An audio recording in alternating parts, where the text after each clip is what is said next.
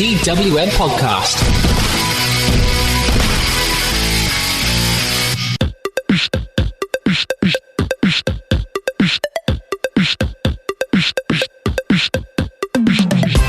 Hello and welcome to TWM Talks. I am Matty Deller, and this week's episode is a review of Saturday night's AEW Revolution. Let me introduce the two people that are with me as we discuss a rather interesting pay-per-view.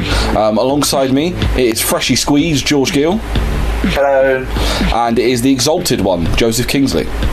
Just waiting for him to not say anything. Like the exalted one is clearly Colt Cabana, but yeah, sure. Oh, I'll hold the course. It's Tatanka. Anyway, or Kenny Omega, if you believe me. Anyway, it's Onita. Just comes in, blows Onita. Oh, if we said Onita, which would be even funnier if it just comes in, just blew everything up and left. Anyway, TWM Podcasts are brought to you by We Love Sport. Fantastic app, finding you near a sports bar, showcasing the latest WWE pay-per-views. 400 of the best bars and pubs in the UK at your fingertips. Book front row seat to the best views of the action. We Love Sport, that's on the Apple and Google stores. We Love Sport on welovesport.co and We Love Sport UK on all social media platforms. WrestleCrate, use the code TWM Wrestling to get up to 3 free items when you sign up for up to 3 months. 1 item, 1 month. 2 items, 2 months. 3 items, 3 months. Simple as. WrestleCrate.co.uk. If this is the first time you are listening, thank you very much for joining us. If you've been here for a while, again, you're welcome. Welcome back. Thank you very much. Wherever you're downloading, please subscribe to us on your podcast platform of choice, be that Apple or Google, Spotify, Acast, TuneIn, Podbean. If you're on YouTube, if you haven't subscribed, please subscribe, smash that like button and turn notifications on so you do not miss an episode or any special video content that we put out. And there'll be a lot more coming up on the road to WrestleMania. But we're not talking about WWE. We did enough of that on Friday. I've had my fill for a week before we end up getting to Elimination Chamber. So let's talk about AEW and see how that fared with a little bit of Revolution. It dawned on me just as we sat down that I haven't watched the buy-in. I've seen the... I have. I watched the buy-in. I can leave this. Yeah, this is brilliant because genuinely, I had to watch it the next day. Thank you to Fight TV. They helped all of us out to watch the to watch AEW. And I was away on Saturday, so I managed to stay spoiler-free till 1:30 in the afternoon on Sunday, which I was very happy with. Only got spoiled on one thing, but it was something that I kind of knew was happening anyway because it made sense. But I did respond to a text at like 12:30, just saying like, everything fine, nothing on fire, cool, great, everyone's good, I'm going to bed, sweet. And then and then someone's like, where's the buy-in being shown? And we're like, oh yeah, there's a buy-in, isn't there? They've not mentioned that there was a buy-in for this pay-per-view. So a majority of people, including, I believe, Paige and Rich, who were live tweeting the show, only realised the match had happened after the fact. Something interesting did happen in the match. Joe, please tell us, how was this match? What was the surprising thing? Hey, so I'm just going to start off with the result. The result was that the Dark Order, surprise, surprise, beat SCU. SCU came out with just 2 members. Apparently, the officials within SCU, they believe that, the inaugural tag champs, they came out. The Dark Order came out like 5 strong, 6 strong. It's crazy, really, and basically it's just a pretty by the numbers tag game. Like, they're 2 great tag teams, but it's pretty by the numbers game kind of story. And the Dark Order kind of got the pin, and it just kind of all of the air rushed out of the arena, and the beatdown started. And out came the big surprise. It made no sense whatsoever. Out came Colt Cabana. It did make sense because he's from Chicago. It's in Chicago. But why would he want to help SCU? Because Chicago's the worst town they've ever been in. That's a fair point. Oh, some people are at 2020. Joe's in 3020. In all seriousnness, he has no attachment to the story. What is he? Just like out of the goodness of his own heart? I don't believe it. I think he's the exalted one. They're going to basically just say they're old friend. If Colt Cabana is the exalted one, that makes no sense. At the same time, I now want that. To finish some music that no one had ever heard before hit, and a man in a robe came out. and everyone in the Dark Order did make essentially salute this person. No, they stopped and saluted, and then you can see Grayson's face as the road comes out, and he's like, "What the hell is that?" Yeah. So what did this look like? Was it similar to Goat Pope off of the Cabal in Attack, or was it just a robe? It was just a brown. Much closer to it was me, Austin. So it's going to be Tony Khan then. Right, let's talk about the really just out there ones that it could be, because we've had serious pit like Matt Hardy. They've ruled out Lance Archer because he's been confirmed as just making his debut next week. Tony Schiavone, I would like that. If you're throwing out Tony Schiavone, I'm throwing out his arch nemesis Britt Baker. Yeah, Britt Baker being the leader of the Dark Order would be the best thing ever. I have a suggestion. Every single one of their teeth, incredible veneers. We know who it is. I have a suggestion. Yeah. Brandy Rhodes. The Nightmare family failed. She's the exalted one. That would make too much sense. No, this is the thing. I feel like all of the booking in AEW makes sense. A lot of the stuff that happens in AEW is perfectly predictable, but that's why it's good. Stories Could I throw out a plot twist? On the same vein of the Kenny Omega thing of on a poor run of form, Cody. Ooh, that could be fun. Could be fun. Cody being like this, basically doing the thing he wants to do. Have you ever seen the rejected idea for basically Cody and Brandy being Pepper Potts and Tony Stark in WWE? Yes, I have, and it's amazing. Yes. It's really good, and they could do that, but in a heel way. But then again, it'd be too close to a heel authority figure, wouldn't it, to have Cody and Brandy? And Pac. No, I think Pac is going to get. Why are you, lads? I'm the exalted one. Body laugh. He's going to get. Yari Evil Uno. That was more Manchester still. Go on. That was Yorkshire. With those Newcastle legends, the Lucha Bros. No, that was Sin Cara, you racist. We'll cover that though, right? We're going to cover that. It's probably going to be Matt Hardy, and now everyone's built up. Everyone's going to be like, "Oh, I want it to be something really random that makes little to no sense," but we all get really excited about it. That's why. Just trying to think. No, we haven't even mentioned flipping Arn Anderson. No, that would be fun. Sean Spears and what's his name have not been around in a long time. Oh no, they're still doing their tag team partnership, but they've been rejected to, I believe, Dark and stuff on YouTube. Poor Sean Spears left WWE to be recognised and lasted 5 seconds in the main event before he got put back in the exact same spot he was in before. I have a theory about that, and I think that eventually Kenny and Hangman are going to do the same spot that Cody did with Ted DiBiase Jr. and Holly. We did get a little inkling of something that happened down the line, but we will see. Anyway, main show. Woody Lee, that's it. He could be the exalted one. Yeah, the thing is, Stop being sensible. No, I have a theory for when Brody Lee's debuting, and we'll talk about that in a bit. So we get Jake Hager over Dustin Rhodes. Dustin Rhodes wore a shirt saying, "I'm here to fight Jericho's biatch," and Hager's wearing like half wrestling, half MMA gear, which I liked. I really enjoyed. I noticed that you completely gloss over. No, I'm about to get to that bit. Did you just say Justin Rhodes? No, Dustin Rhodes. Sounds like Justin. That's when we find out. That's when they do the. That's when they do the Kurt Angle, Jason Jordan storyline with Dustin Rhodes and Justin Roberts. The ultimate swerve. Hager gets a big old kiss from some woman in the front row. I think it's his wife. No, this will proceed into the greatest conversation of 5 different people going, "I hope that's his wife." Everyone generally true story. TWM WhatsApp. The second that show starts, before I fall asleep, I check my phone and all I'm reading is 5 separate people going, "Is that Jake Hager's wife? I hope it is." Oh, they're kissing. It better be Jake Hager's wife, otherwise this is weird. They just battle each other, which was it's all so weird. saying weird. Do you know what is really weird? It's Dustin Rhodes just walking up to her and then just lapping on her, and then having his makeup all over her. I already wrote this down because obviously these guys batter each other. Rhodes works Hager's arm. Hager then works Rhodes' arm in the midsection.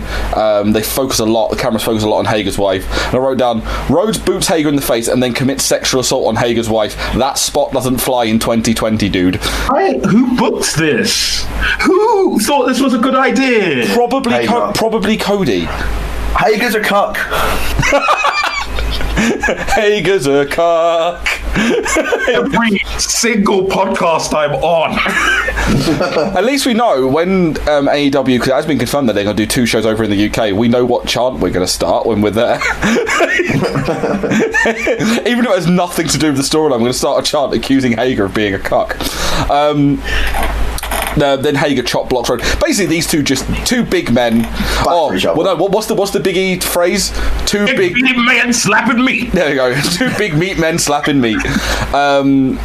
Then Hager does like loads of corner clothesline, does a weird snaky tongue, which was strange. But he did bust out the old swagger bomb, which was nice for a near fall. Hager gets yeeted to the outside and smacks his head off the step. That was a very, very high risk move for Hager to do. Shattered Dreams attempt, distraction leads to a Yoshi tonic for a near fall. He tries an arm breaker, does a Rhodes on Hager. Lovely counter into the ankle lock. We get a near ref bump, distraction, low blow, head and arm, choke submission for the victory. It was a good match. It was a good. What was that finisher? Oh, it's been done loads of times. It's an MMA. It's a standing triangle choke. Yeah, it's legit what Hager's won Bellator fights with. Well, okay, fine. That's cool. That's cool. But can they give that to Bailey? Yes, that's a really good idea. Because you know who else used to do it? I think it's one of George's favourites, Sam Shaw. used to do that, but he'd do it really good. He'd do that move and then say shh in their ear like a serial killer. Yeah. It was when he was in his TNA serial killer. When he was Dexter. When he was legit. When he was Dexter. Well, now he's Dexter, but like the last season of Dexter in NXT. And he's also not on TV. We get War Games, but not that legally. Basically, it's that that bit in Austin Powers. Run! It's Godzilla, but for legal reasons, we cannot call it that. Well, no, it's just like, what was it? 2 rings, 1 cage, you know the rest. It's brilliant. They're calling it Blood and Guts, which generally I'm fairly certain WWE could do a copyright on that, because that's an ECW trademark. Someone owns that. I remember reading someone owns the Blood and Guts trademark on March 25th in Newark, New Jersey. I'm going to call it a Match Beyond. Yeah, they called the Match Beyond, but they called the show Blood and Guts, which is an ECW old trademark. I'm assuming 5-on-5. I was thinking they might change it and make it like 6-on-6, 7-on-7. But let's look at 5-on-5. Because it'd probably be the Inner Circle, Moxley and his friends. No, I think it's going to be Cody MJF. What, they have teams of 3, 4, 5 along with 5. It'll be teams of 5. It'll be like MJF has his own little stable. We don't really focus on it. It'll be MJF, Wardlow, Butcher, Blade, and then on the other side, it will be Cody, Dustin, and the Bucks. Stephen Amell. Stephen, no, because I'm trying to think. Yeah, not doing much, you know. Brody Lee is going to be on one of those teams. I don't know whether he's going to be the surprise one for Cody's team, or he's going to be like get the biggest pop. It's in the home state. So yeah, no, he'll be on the pop. He'll get on the face team, and then know what you could do for the surprise 5th person to continue the whole feud. Have Hangman Page accept to be on the MJF's team. Ooh. Oh yeah, and build that up as well. They'll buy you your drinks for an entire night. That's it. Brilliant. If he goes up and goes, I will pay your bar tab before you finish sentence. Hangman goes, you're on. Isn't that what they did to Jimmy Hammock in MLW? You know, Sammy did that. He's like, I'll buy you a beer if you come tag with me. He's like, done. Any other like differences? I would love Jimmy Havoc to be in it. I would love it to be loads of I'd love it to be like Janela and all that as well. Yeah, just a team of Alan, Havoc, book Janela, Moxley, anyone that likes hardcore wrestling. Actually, Janela could be in that match because it is in Jersey. And then on the other side could be Kip Sabian. Yeah, they could put Kip in that match as well. So maybe they could have Kip and Joey as the two last men in each team, and Brody could be a person that interferes. Yeah. Who knows, man? Like, you know who I'd really like to be? Shane Strickland. You're making such a deep cut reference to you can look it up on TWM News. It's a great plug for the website. Look up the one episode of the old indie wrestling show that Joe did, where he got to review War Games and had no idea what was going on. That's basically where that reference comes from. And if you're new to this, like I said before, Joe is the king of making references that only about 5 people will make, but if it makes himself laugh, it doesn't matter. That's the thing, like, it makes you laugh a bit. I know, but I just laugh at me like, now I've got to explain it, you... He laughs because you're an idiot sometimes. That's really the reason he laughs. It's just, I enjoy making Matty work. That's also a part of it. I've just got some very interesting backstage news courtesy of one of our friends, Mike Mears. 2 people were backstage at AEW last night. Effie, which was awesome, and Mance Warner, which is again awesome. So that's fun. I also clocked the wristbands that light up, which I've seen before. I think it would have been I saw a Coldplay gig on TV by accident. I wasn't watching it on purpose. If anyone says their first album, it was that and then nothing else. I've seen it before, and I like that because they were alluding to the interactive stage, and that's actually I'm surprised WWE haven't done that, or any other company have done the thing with the light up bands, and they could just sync it up to the light show in the arena. It looks really, really cool. It does, especially after the bells rang and the lights are sort of. Yeah. Also, German announcers. We got to see them, which was lovely. Didn't get to see the Spanish announcers, so we didn't see Dasha Gonzalez. Anyway, Darby Allin over Sammy Guevara. This was brilliant. This was so much fun to watch, Maggle. And I think that this match should have opened the show. I think there was too much in it for it to open. You could have had it either way, but I feel there was too much in this match for it to open, because it would have just been starting at such a peak and then it would have had a bit of a drop off, whereas this one, it rose nicely from this to the next match. Oh, the next match. Yeah. Darby Allin yeeted himself at Guevara's open, then yeets himself into the guardrail. Guevara kicks Darby Allin right in the face, and then no, that one's fine. It was accident. Then Jurassic Express is at ringside, and it's not followed up on for the rest of the show. Well, I mean, at one point, I think all 3 of them are.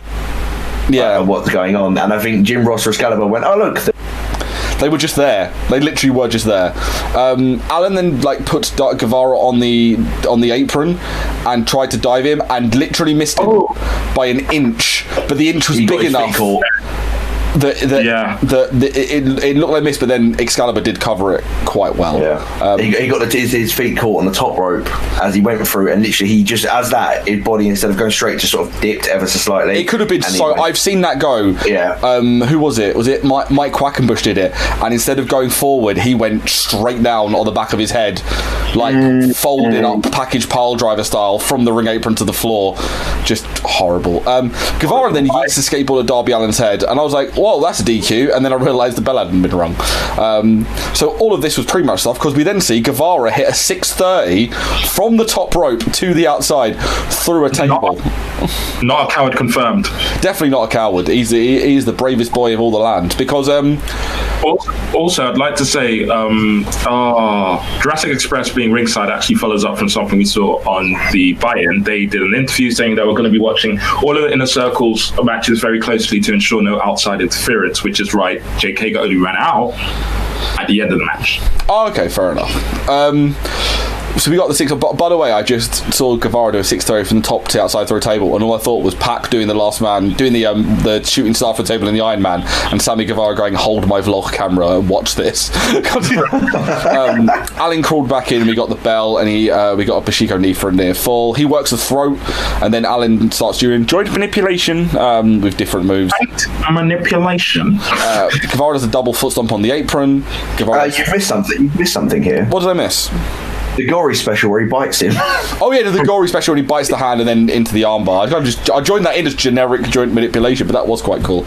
Allen hits a Yoshi Tonic for a near fall. If you like Yoshi Tonics and you also like brawling into the crowd, you'll be a fan of this show because it happens a lot. We get a leaping Spanish fly where Sammy Guevara manages, and this is probably the most athletic thing I've ever seen Sammy Guevara do. He managed to stay on his feet on the top rope on one foot. I have to give massive respect to the commentary team on that one, because where he nearly fell over, they blamed that on his injured ankle, which he injured when he double foot stomp. That is the testament to Excalibur, who's very, very good because of years of doing PWG loads of high risk offense. He's very good at covering up when stuff goes slightly awry, as like, oh, he might have just grazed, because I guarantee if that was Tony and Jim on their own, when he did that dive, they would have gone, oh, he just missed him, and it negates it, where he's like, I think he grazed him, it didn't get all, like, you need to do that, he didn't get all of it, otherwise you're like, well, this idiot missed a move, what a dickhead. Yeah, exactly. And when Guevara did the double foot stomp, if you look at his foot as he lands, he does kind of bend it ever so slightly, a little bit awkwardly. Tremendous covering. Guevara, then we get the leaping Spanish fly. Guevara exposed the turnbuckle. This was a brilliant spot. I don't know how no one's done this spot before. It might be because these guys are athletic enough to do it, which is the exposed turnbuckle comes in, he misses it, and Allen then does a monkey flip, and he flips him into the exposed buckle. Yeah. Which was really great. Diamond Dust, coffin drop. Great match. Great sprint to have after the kind of the more methodical opener. And he actually hit a coffin drop because he misses everyone he does. He does. He hits them all the time on Dark, just never on the actual main show. When everyone's watching, he never hits one. He always misses. Darby hits Guevara. Before we get into talking about the match in general, Darby lays Guevara on the rope and tries to basically kill him with the skateboard, but Hager makes the save. Sorry, Joe. No, I was just gonna say, like, I've really, really enjoyed Darby Allin's entire gimmick of the really, really creepy guy from Love Actually. Which creepy guy from Love Actually? I know the entire film's problematic as fuck. Anyway, Darby Allin is over. I will give them that. Like, so over. He is ridiculously over. Have you seen a video of him on his wife's Instagram? No, and it's strange because that's one of the ones that pops up my recommended a fair bit because they always. It's really, really weird. Is it really? It's them two doing a pizza eating challenge with their mate as well. They've got to eat a pizza in a certain time limit. But what she does is they finish the filming and you can see Darby struggling. Like, you can see he wants it all to come back out again. She just keeps filming him as he just throws up on the table. It's so weird. That's the kind of marriage we all want. It's so weird. My key point from this in general was just, it's amazing what you do when you build young stars. Well, yeah. Do you think he's going to hold the inevitable mid-card title first, or do you think it's going to be Hangman? I don't know. I'm not really sure what they're doing with that in general. It'd be a great shout. It depends what they do with it. If it's like a hardcore belt or something like that, which I wouldn't be shocked if they did do like a hardcore title, I would have Darby Allin hold it first. But yeah. There's so many options of title belts they can bring in. Like when Brad and I were talking about it on Wednesday, he was saying, or Thursday, sorry, he was saying he reckons the new will be 6-man tag title belt, whereas I think it'll be like a TV title. No, they need a singles belt. They don't need tag belts. Yeah. Anyway, speaking of tag belts, oh my god, that transition though. AEW tag team titles, Omega and Page over the Young Bucks. I'm telling you this now. I put this in the group chat. This is the best tag match I've ever seen. What have I been saying all day, Matthew? There is art. This was art.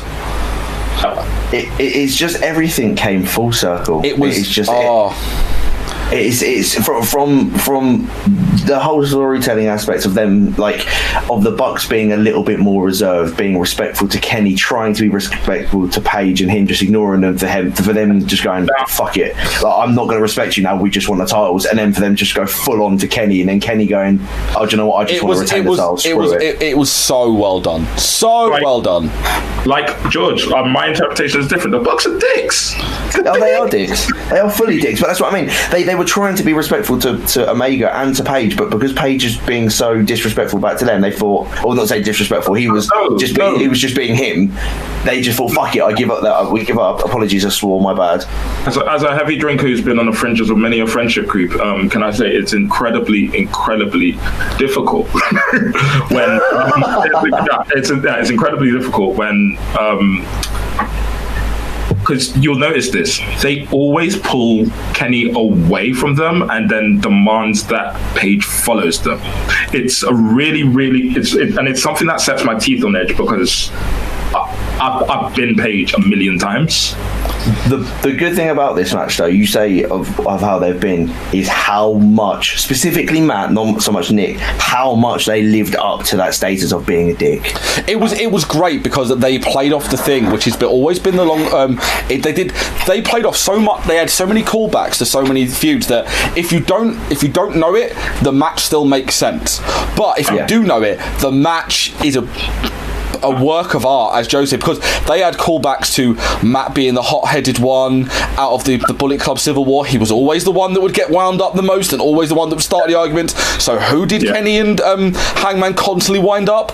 Matt. And Nick was the level-headed one. That, like, you had Nick calming down Matt. It was all of it was just so well put together, and then on top of that, the match was just out of this world good. I'm not going to go through everything. Literally, I wrote, I think, 400 words on all the stuff that happened, but like you had Nick, they work in the injured lower back, and they brought it up that was a thing. But the Bucks can't tell stories or sell. Lol. That's now dead. You had the what comes around Matt going to shake. Putting his hand up for a Paige to shake his hand. Spits in his face. 10 minutes later, Matt spits in his face. Yeah, it was so good. There was so many big bits. You had had the chicken wing shout out to Marty Skull, and the Motor City Machine Gun shout out with the Skull and Bones, and the Golden Trigger as well. And with the 1 count. Yeah.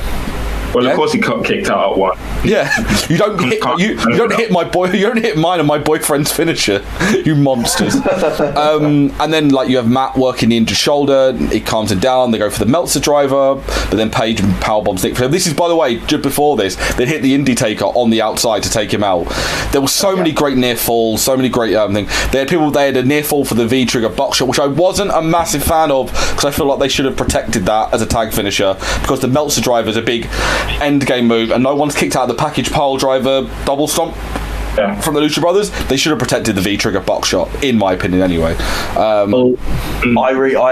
really enjoyed you saying about like the work in the shoulder. Is the horrified look on Matt's face when he realises he's ripped off the Canisius tape, and he's like, "Oh yeah, the look of like I've just nonny with the thing in his hand." Oh, it was great. It was just so horrified. He was like, "What have I done?" They even protected the one-win Angel when Hangman Page hit it because he didn't kick out. He got broken up by Nick. I think that is my favourite spot because go on. Oh, so good. No, George. I just love how like they portray Paige and Omega as so dysfunctional, but they just work. And clearly, Paige kind of still cares about Kenny to the point where he's like, "You can't hit your move.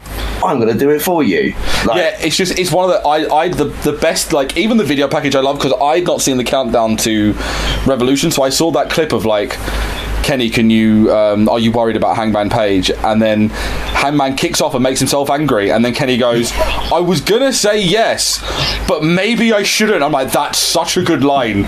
Like, it was so good. Anyway, they Page hits the buckshot lariat on Nick to the outside, then back in. They had the raised ramps, who had so many cool spots on that for the win. But then the end, like they Buck and Omega shake hands.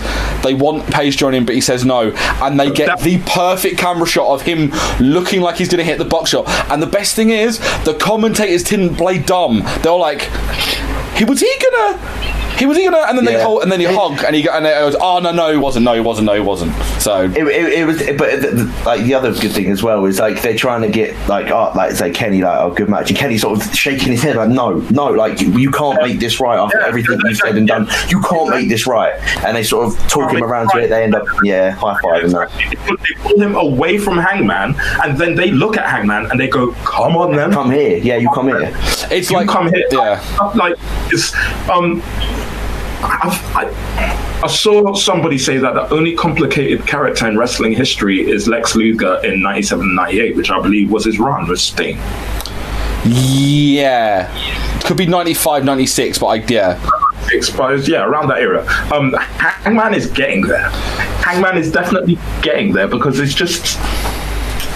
I don't think he's a heel at all.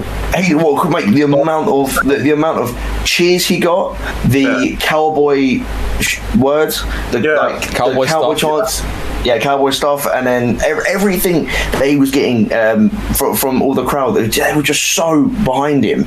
Yeah, it's all fall into place, and like there's another match that comes on where everything fell into place, but we didn't get to what we thought we would get in a match we'll talk about later on. However, this match, everything fell into place, and there's still much more for them to build upon, and now I cannot wait for what point. I hope they drag out this Hangman page, because if anything, MJF and Cody, we'll talk about in a little bit, they could have dragged that out a little bit longer, but in the end it worked out fine. I hope they drag this out for as long as possible, because it warrants being dragged out as long as possible. One thing I love before we move away from Hangman Page is 4 or 5 months ago he was pushed to the top and everyone was like, nah, this ain't working. They have rehabbed him brilliantly, and he's like the hottest thing in the company. Yeah, it's great, and to the point now where you would think it would make sense for him to turn on. If he turns on Kenny, he's going to get cheered.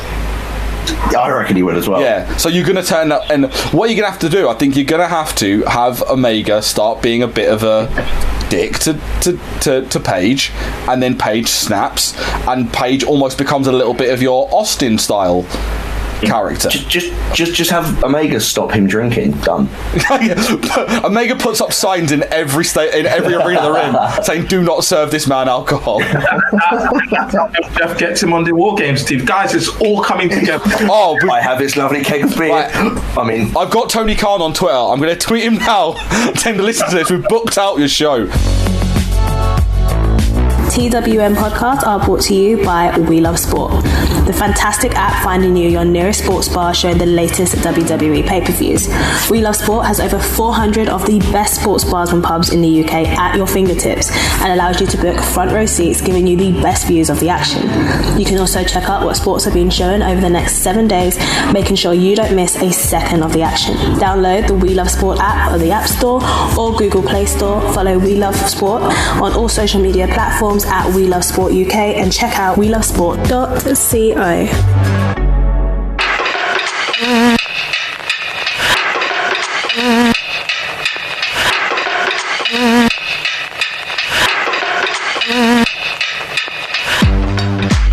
TWM Podcasts have joined forces with WrestleCrate, the original and best monthly theme, monthly wrestling subscription service to bring you a fantastic deal. If you use the code TWM Wrestling when you sign up to a monthly subscription at WrestleCrate.co.uk, you will receive a free item in your first month's box. Then, if you stay for another month, you'll get a second free item. And then, if you stay for a third month, you guessed it, we'll give you a third free item. It's as easy as 1, 2, 3. WrestleCrate brings you the best swag from the biggest companies and names in the wrestling world. We're talking t-shirts, photos, pins, DVDs, vinyl figures, and loads more from WWE, Progress, Shakara, NXT, Fight Club Pro, and loads more. That's WrestleCrate.co.uk and use the code TWM Wrestling for up to free items, all thanks to WrestleCrate and TWM. AEW women's title match, Nyla Rose over Kris Statlander. A lot of people didn't like this. I thought it was fine. It wasn't great, it was fine. I think it did a very important thing for both people. It made Nyla still look like a beast, but it also made Kris look so resilient. Yeah, because everyone was saying, I've had Shirley, I had Rich saying this match was terrible. I wasn't the biggest fan of this match. This match is the one that's let me to sleep. I'm sorry. I'm going to say it. But this wasn't my least favourite match, but I can see why people weren't a massive fan of it. I thought it was okay. I agree with what George said. It's the two biggest women in the division, an unstoppable force, movable object. I'd like to put over the commentators as well, because they what their job seemed to be was to protect Kris. Yeah. Talking about that, in a really roundabout way, she had flu. Yeah, I did love Excalibur being like, she's getting used to this climate, and Tony's like, what? And she's like, well, yeah, she's had the flu, and she's getting, and then eventually he just goes, oh, fine, whatever, like, I'm okay with it. Just buy into it. She's an alien. God, for God's sake. Thing is, Kris Statlander is patient zero for coronavirus. Oh God! Imagine if that ended up being the storyline. That's how they turn her heel. she brought coronavirus. Yeah. This one's okay. My favourite bit in it was when Nyla goes for the draping knee, and Statlander just handstands out of it and then lays on one side and blows the kiss, which then brilliantly plays into the whole series of basically Orange Cassidy trying to accidentally caught Kris Statlander on being the elite. I mean, it was also a little bit of a tranquilo moment, wasn't it? It was like the match was really good. Everyone was moaning about the powerbomb, but I think it came off fine. It was a fine powerbomb. The only thing I have an issue with is the superplex in which they both tripped. She nearly dropped Nyla on her head. They both tripped, and that was a shame. It was sloppy, but it was fine. It wasn't bad. But what annoyed me, and I'm going to bring this up now. This is a private group chat, but Rich went, "Oh, this match was like the dark ages of women's wrestling." I'm like, go and watch the Cat versus Terry and tell me this was the same. I agree with you. Richard really doesn't get a good rep on these podcasts. No, because he has horrible takes. He's great at graphic design, horrible takes on wrestling. What I know, do you not know about mine and Richard's ongoing battle about Bianca Belair? I started it. Yeah, and if Joe will finish it. Let's talk about MJF and Cody. First of all, Cody's tattoo. So I don't even think it's the worst wrestling tattoo we've seen this weekend. It's worse than Jack Gallagher's by a mile. Jack Gallagher's is in the middle of his chest. Yeah, Cody's one is on the side of his neck, and it's red, white, and blue. Genuinely, you could. And I'm not casting aspersions on the character of Cody. I do not know his affiliations. That tattoo could not be any more MAGA if you tried. Well, to be fair, as a man with tattoos, choose your words carefully here, George. I think you should have got it in a different place. Yeah, like, I get it. You want to honour the Nightmare family and this awesome thing that you built. Please don't get it on your neck. Yeah, get it on the other pec. It would look fine next to the dream thing. Or on his arm. Or his arm. Anything. Other note, this was my least favourite match. I felt this match did not land at all. I mean, I lost my effective shizzle when the rest of the Nightmare family came out and Stephen Amell was. I didn't even clock that Stephen Amell was there. I'm not even. I am one of the biggest Arrow fans that I know. I absolutely adore that TV show. And when I found love him even more, and to see him again, I was like, oh, that's so good. I think that's but the only person that was missing was DDP from the Nightmare family. He's off doing yoga. Yeah, fair. Anyway, so I enjoyed the end of this match. Oh, the end of the match was fine. It ramped up towards the end, but I believe that I just don't think this worked. I'm not sure what it was. Again, Rich, great graphic design, awful takes on wrestling, says that MJF is not ready. What? Wow. Yeah. Did he see his interactions with the fans? He said to one of them, "What are you going to do?" Then beer at him. It's just, remember, this is the same person that thinks Bianca Belair should be in the mid-card, not the main event. He doesn't know what he's talking about. But this was good. Like, you had MJF being... for accusing him of not liking Menelin. He's on the Brexit knife edge. Like, Cody starts off hot, MJF bows into the crowd, we get Cody cut and he bows again. These guys do loads of bits and bobs, and MJF starts bringing out the heel. What I love is what they show is MJF is athletic enough, but he's just lazy, so he does the backflip and then immediately goes for the eye poke and stamps on Cody's broken toe. Yeah.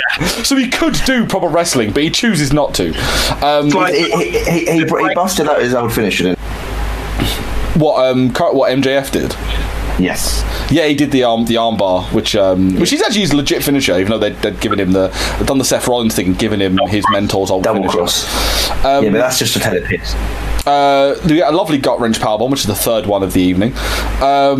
Cody tries to whip the arm, but his arm hurts, and then you get a double stomp on the arm, and then into that arm bar leg lock thing, and Cody gets his mouth on the bottom rope.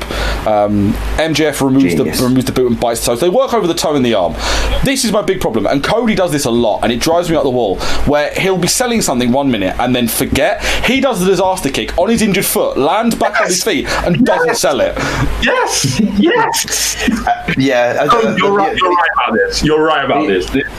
Does my nutting that Cody doesn't sell sometimes. I know Cody, like, I'm the fat white guy gives opinion on how to work a match, but I'm like, come on, your toe's broken. That should hurt a little bit. The thing I found very, very annoying with this match was the blade spot needed? Oh, thing is, that wasn't needed either. Also, MJ, as far as I could tell, unless I missed the spot, MJF got busted open by being kicked by an unbooted shoe. Yeah. So unless maybe he had a really sharp nail. I was gonna say, unless Cody's like, I've been not cutting my nails for 2 weeks, and that's what busted him open. Maybe Cody's got some sort of protection on his broken metatarsal, which would possibly. Then they tell the commentators to explain that. Because otherwise, it looks like MJF has skin made of paper. Unless you're either say that he's got like a metal thing on his boot that busted him open, or tell us that MJF is a haemophiliac. It's got to be one or the other. Brandi goes for a crossbody on Wardlow, and then Cody tries to kick him, but then they end up kicking Arn. And I was like, oh, heel turn coming here. No. We get the dangerous double suplex thing, which fell to the outside, I think, a 9 count. MJF collapses, and then what I love about this is he basically just hugs his leg and cries on him, and like then gets up and just spits on him. So then Cody just goes, crossroads. The third one gets blocked, and then MJF hits him with his ring. I love that came out. No, I was so like, and he did the pantomime of tucking it back in. So I saw like that all worked. Like it was a good match for me. It was all there, not necessarily in the right order to make it a really great match, which was a shame because it was probably the second match I was looking forward to the most. For me, but the blade spot annoyed me. That wasn't needed. But the way MJF would then end up selling the amount of blood that he had lost at the point where Cody started to do the dusty jabs, and then did the elbow. But as he went to do the elbow, MJF just fell on the floor. Yeah, just out of it. Yeah. But you also missed out the whipping. Yes, you did. Oh yeah. So MJF was going to whip Cody. The ref took it off of him, and then Cody goes to whip MJF. The ref says anything. I don't know what Cody said. He must have been like, "I'm your boss." Cody did it once, and then he went to do it again, and went, "Just let me do it one more time, please." The referee went, "Fine, whatever." It's just queuing you, so you yeeted it into the crowd. Again, a good point by commentators in the sense that they went. Look at the difference between the two of them. Cody took 10 lashes like a man and was still standing. MJF took 2 and he's cowering in the corner crying. It's just... We're going to discuss what's next for Cody. Like, Cody's now lost 2 huge matches on pay-per-view. I want to say this. Yeah? The first thing that MJF did, the only achievement that he has, is winning that diamond ring from Cody's hand. Since he betrayed Cody, and I believe very, very quickly afterwards he won that diamond ring from Cody, and he used that. It was the last, in a very real sense, the last thing that Cody gave him. He used that to beat him. It's incredible storytelling. It was great. It's just the match didn't land, which was a shame. A match that did land, however, Pac going over Orange Cassidy. Yeah, it was big. This showed if anyone now comes to me and says they don't get what Orange Cassidy is, I'm gonna literally tie them to a chair, force their eyes open, a Clockwork Orange style, and make them watch this match until they realise what the point of Orange Cassidy is. His gimmick is that he is an amazing professional wrestler. He just can't be bothered. I did not understand him before. Now I absolutely love him. Told you. Well, did I not tell you? Well, I mean, I've liked him for a few weeks. Like his various inserts into the best friend stuff has made me love it. But this is just this was just hilarious. I told you it was great. I explained Orange Cassidy to my girlfriend earlier as Cara Noir on the other side of the comedy drama spectrum. It really is, and that would be a dream match. To be fair, Orange Cassidy against Cara Noir. Yeah. Please let it happen. What I love as well, I really enjoyed about this match was as he came out, he was billed from wherever, he was weighing in at whatever, but you had Chucky and Trent just coming out with towels around their necks like the trainer was like, yeah, we're gonna do this. What I love is my favourite thing that he does. I always clock it a little bit, and I clocked it even more. Is that he puts his arms on the ropes, ready to walk for the ropes, and then just lays down and rolls. Yeah, it's great. So there's a post going around that says even his pyro is lazy. Oh yeah, because he just goes, doesn't it? It's brilliant. And then his Titantron or like Tron thing, it's just Orange Cassidy just drawn on like in paint. It's brilliant. Cassidy tries for the pockets, and then Pat stops him, but then he just out-wrestles him and does all the amazing things like the forward roll with his hands in his pockets, the nip-up with his hands in pockets, which is like the most athletic thing you could possibly do. You're missing out. Drag with his arms in his pockets. I was getting onto that, yeah. Oh, that's... And then we get the bit where Pac ends up getting immature and just reciprocates the kicks, the unsafe kick battle, which I love about it. It's such a childish thing. Cassidy kicks him, and Pac goes, well, I'm going to kick you back then. But it's when he gets the super kick and he goes, fuck you, and shoves him on the floor. Which, by the way, apologies. I'm trying to get everyone to stop swearing, but I put George and Joe on the same podcast. I've done it once as well. We can't help ourselves. I think you may have said, you may have had one. Anyway, Cassidy rolls over Pat, does the big drop kick, the arm drags and all that stuff, and then the roll up for a near fall. Pat cuts him off with a Cabradora. Pat takes control, yeets him into the ring post. Really vicious yeeting into the ring post as well. The big power bomb. Hits the top rope brainbuster and then pulls him up, goes for the black arrow, and then we get the bit I love in every match where Cassidy just rolls away. And then Pat catches him. So what the best bit about it is I love the bit where he just rolls at him, Pat stands there staring at him, and Cassidy's just smiling at him. It's where he rolls it back in the ring and he just carries on going. Pat, yeah, it's like, no, this is really annoying now. He just starts laughing. And then, but it's a trap, nip up dive, crossbody, DDT, near fall, Pac lariat, we get a big Pac forearm. Cassidy goes to the pockets, then hits a Superman punch, the stun dog, but then Pat crotches him when he... Because that's the best bit. You've not seen his finisher with Jenny. He'll do all these amazing fire-up moves, and then his finisher is just him falling off the top rope, which is the best. I saw it at Fight Club Pro, and he has all these amazing spots, and he goes to the top rope, and then just falls over. It's brilliant. The ending of this match was the only thing I hated. We had the Pat goes to the top rope tombstone, he gets canned to a diving DDT. He then hits my old finisher from when I used to wrestle in swimming pools and on trampolines, the jumping DDT. But Pat kicks out. Then, I don't know if anyone got this. Did anyone get the reference that was breaking kayfabe a little bit? Where it was like, no. Orange Cassidy with all the exuberance of a fire ant. No, I didn't even hear that. Did Orange Cassidy used to be Fire Ant? Maybe. Might have been. And then he hit the beach break, which was Fire Ant's finisher. I didn't know that until you just told me. Yeah. Off pod, I will tell you who some of the ants are, and it will blow your mind. The Lucha Bros then attack Best Friends for reasons. Castle Legends. The greatest partnership ever since Ginola, Ferdinand and Shearer is Pac.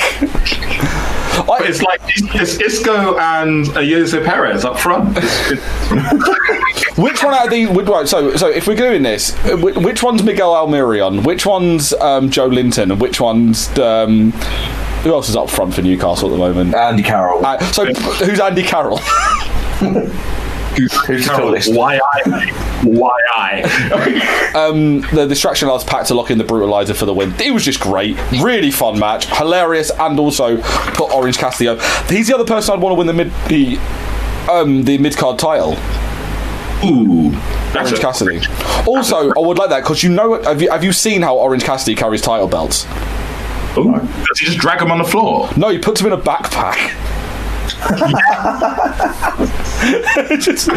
And then just pulls out and just goes, yeah, whatever. I love Orange Cassidy. I'm so excited I potentially see him a whole bunch of times this year. We then get to our main event of the evening. You've got to do it. You've got to do it. Of the evening. Yeah, I was actually got to do it properly. You've got to do it. Justin Roberts. Yeah. No. Can we talk about the singing entrance for Jericho? I don't know. I was confused about that. I loved it. I thought it was because they were playing off the fact the whole crowd sings Judas. So why wouldn't he not have a choir singing? And the thing is, then they play Judas. It's the same girl that went viral. Well, apparently, it's they called them the Inner Circle Choir. But it's the same girl that went viral doing. There's an app, and I've messed around with it. I'm not that good a singer, so none of the stuff that I did on the I genuinely thought you were about to go TikTok. I'm like, yes, we know what TikTok is, Joe. It allows me to record different vocal parts. Oh, it's a cappella. Is that it? Yeah, and this girl went viral doing Judas. It's actually Kate, and if to confirm that I'm not talking shit, it's actually Kayla's ringtone. Okay, I did not know. I didn't know. Yes. So. It's her. She's leading the choir. I didn't know the reference. I just thought it was they got in a choir to do it. So. Yeah, she's right. That's awesome. No, it's a video of it. It's like when there's 40 screens doing part of it, and she did like all 8 parts of it. It's crazy. Yeah, that was a good entrance. The one that Cody and the crowd was awful. Oh my god, we glossed over that. It was god awful. It was god awful. The men responsible for I Came to Play. I was gonna say boo. Yeah, so guess who's getting a new entrance theme in WWE now? Probably Miz. The Miz. Boo. Hey, I love that with Jericho's entrance though that they did the choir bit. His actual theme song starts to play. They turn the theme song off, and everyone is just still singing Judas at him. The thing is, we watch Dynamite every week. I don't remember a time. Actually, I watch NXT and Dynamite together, like in session, and I don't remember a day where I am not 1 minute I'm just going, no one will survive, and then 5 minutes later I'm going, I become. It's such a catchy tune. It is one of my all-time favourite songs. Now it's like not just wrestling related; it is all-time. Generally, one of the best songs. Don't say that in public; you will get arrested. Judas is really, really good for a wrestling theme because it wasn't written to be a wrestling theme. So this match, it was good. Basically, it was a brawl. This match, it was what we expected from Moxley and Jericho. It was a lot of punch kicky, brawling into the crowd. This was the 3rd time we got crowd brawling. No, you do it once and then that's it. Although Jericho was on it to get disqualified, wasn't he? He was. That was the whole thing. He was trying to get him disqualified the whole match, which was great. I did love he did the thing that he did in Japan where he grabs the camera and flips Moxley off. Yeah. It's such a D-bag move. It's so good. And then threw a barricade at him. Yeah. Mox goes for Jericho stitches, then Jericho busts, tries to bust it. Jericho does bust open Mox. Power bombs on the timekeeper's table, then rings the bell, and then declares himself the winner. So Jericho retains. Thoughts? With the stitch biting bit, I just love Aubrey Edwards in the background saying, "You cannot bite people." You cannot bite people. The most supply teacher response. You cannot do that. What refs are? No, Chris Roberts is the wrestling supply teacher. We've had this discussion before. Jericho works over Mox. Mox bows up to him. They throw some more hands. Santana Ortiz work over Mox on the outside.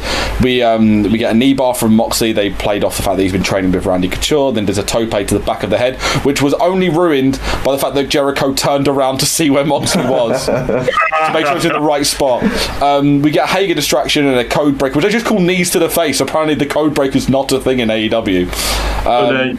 It must be copyrighted by someone. I would imagine so, yeah. We get the walls. We get a Moxley doing the walls and a Jericho doing the walls. Then Jericho slaps and shoves Aubrey. He's getting more and more casual with just knocking Aubrey around in that ring as the referee, which is great because she's a ref and Jericho does it to any other ref. But I'm waiting for the moment that she goes full Hebner and just knocks him on his backside. I thought she was going to. They're going to do so angry. They're going to do the flare spot where he shoves her and then Aubrey's going to shove him back and he's going to take a bump. And the internet is going to lose his mind because Jericho should be taking a blah, blah, blah, blah. Or the highlight of this, Hager hits Mox. He gets caught. Aubrey throws... By the way, there was another one. I forgot to mention this to Cody MJF. The world's most blatant attempt at cheating in front of the referee, where MJF goes for a pin on the ropes and Wardlow just holds his hand and just looks at the referee. He just holds his feet down. The ref just looks at Wardlow, looks at the legs, looks at MJF and just goes, no. Get out. But speaking of referees, Aubrey does the most hilarious dramatic get out it. Like, I would be better if she just like got to her knee and dabbed Mad Kurt style at the end. Oh, she more or less did about 4 circles. It was brilliant. Got closer to a successful atomic elbow than Cody. Yeah, it's just brilliant. I love Aubrey Edwards. She's the best. Thing is, though, isn't she like a trained dancer as well? I'm pretty sure she's got like background in something like that. So I want her to get more and more elaborate with the way she throws people out, moonwalk, backflips, the lot. just a backflip. Get out! Fires pyro from her hand. Get out of here! Full showbiz. We want full showbiz for Aubrey. What's she gonna do? Just like get out and then jazz hands. Yeah, but no, like, you know, they do the thing where like you can throw confetti out of your hand with like a special mechanism. I want to do that. Doing finger guns with fireworks like blades of glory. She does it with 2 hands, and then she lets her hands go like that. Are you cheating? Well,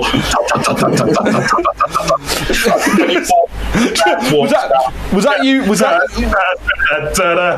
What? I was thinking of what you're doing. I was imagining Aubrey generally being like, "Are you cheating?" Yeah, and just start doing the Batista.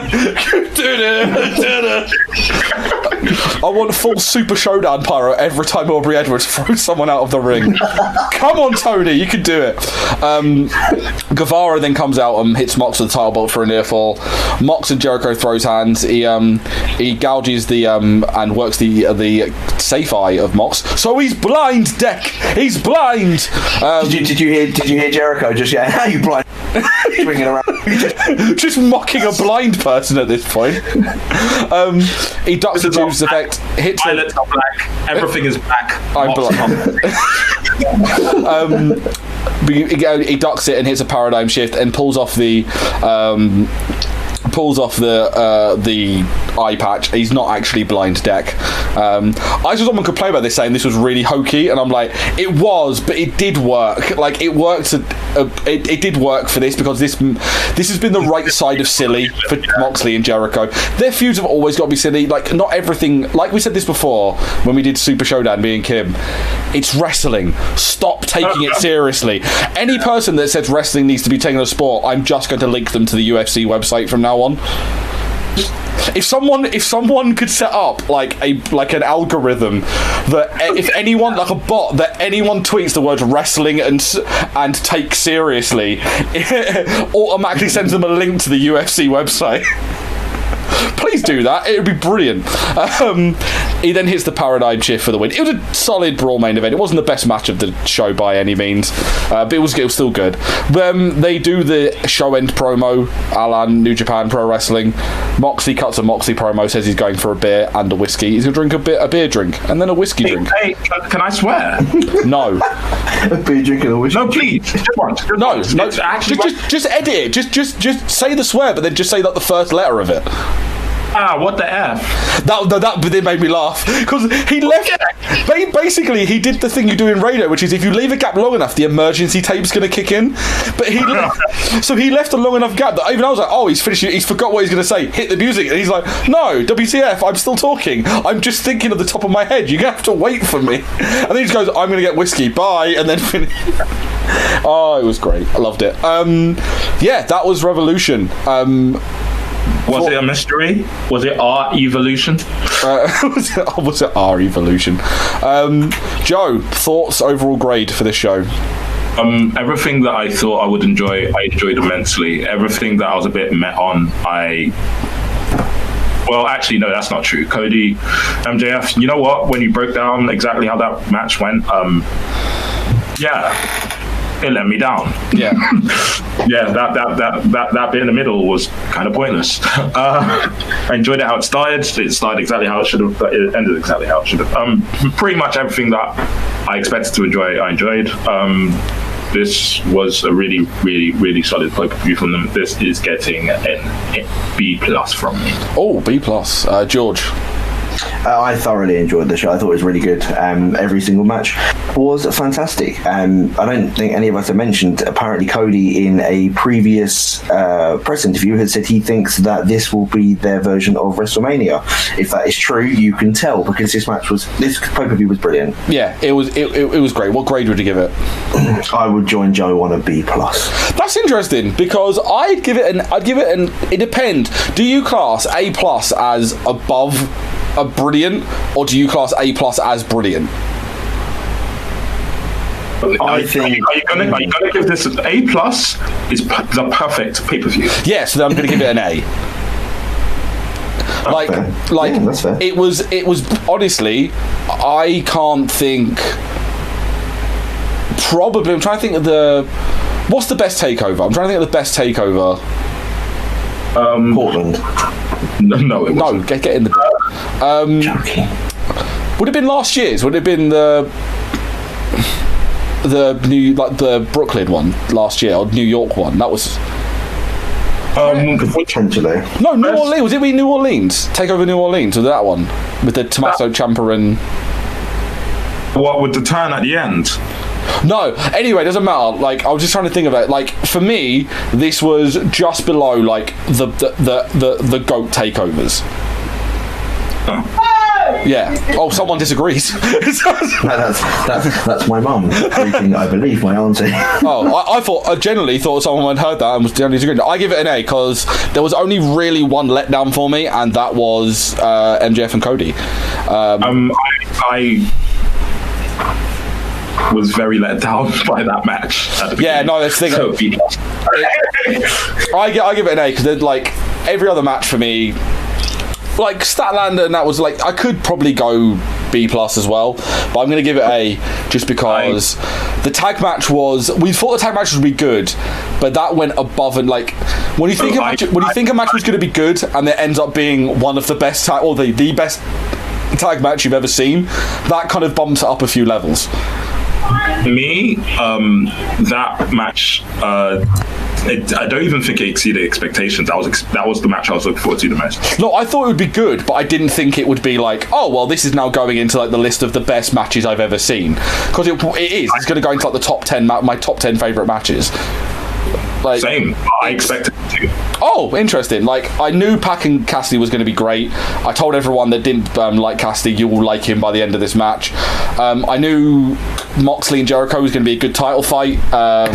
They did the right thing for where it was. The women's match was okay. I suspected it to be okay because it wasn't going to be on the same level as like the Riho matches previously. It was just going to be a solid big woman match in that.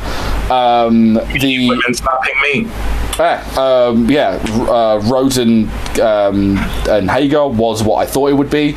Everything match expectation, and then one match massively exceeded my expectation, as in I thought it'd be good, it ended up being excellent. And the only drop-off is that the match I thought would be really good ended up being okay with a fair few issues in it. So it kind of balances out for me, and I give it A. It's by no means, it's not like a lot of people say this is the best pay-per-view. I've seen a legitimate journalist say that he's giving this 10 out of 10, as in it's one of the best pay-per-views ever, and I'm like, it's not even close. Was it Meltzer? No, it was someone else. I can't remember. Bruce Smith. So I mean, Meltzer's definitely going to give that tag match like 7. It's going to get like that match is going to get 5 stars, guaranteed. But they mean nothing. It's nothing because it's his opinion. But like, however, I am currently trying to find where I can buy one of those Nightmare jackets because they are swanky and sexy. Stop spending money on tat. You know what? I don't think you should get a jacket. I think you should get a neck tattoo. Tempting. I'll get Cody's face. No, Stephen Amell's face. No, you should get. Why don't you save your money from buying the Nightmare jacket and head over to twm.news and click the shop section and go and buy some fantastic TWM wrestling merch. They've got stuff in all shapes, all colours, all sizes, all types of shirt over there at the TW Wrestling merch store. Thank you very much. I'll think about it. We Love Sport. Get the app, Apple and Google Play Store. We Love Sport UK. WrestleCrate.co.uk. Check that out as well. On TWM Talks this week, you can go read George's review. It came out yesterday. Go and check it out for AEW Revolution. We're going to have predictions for Elimination Chamber. We've got a retro review of No Way Out 2000 because that was 20 years this year. We've got Red vs Blue covering Raw and SmackDown. We've got loads of great stuff. We've got, if you're a fan of the NWA, yesterday an extra TWM Talks came out where we heard Adam Kaler, the big PR dude. He interviewed Royce Isaacs. Big thank you to the Jewish Telegraph for allowing us using that audio because they let us use it because they are very good people over there. And we've got loads of other stuff as well, podcasts galore, that sort of thing. Anyway, that wraps it up. Joe, your social medias. Reese Petty, I miss him. I know. I spoke to him on Saturday. He is in good spirits and he'll be around hopefully in the near future. Check out, but we don't do some Instagram. Check it out. Reese is in charge of our Instagram and it's always hilarious because he just puts random stuff up all the time. It's great. George, social media. At George_Geal_ on Twitter and Twitter. Don't follow him on Instagram. If you do follow him, unfollow him. I'm Matty OD. We're at TWM Wrestle. Thank you for listening. We love you all. Goodbye.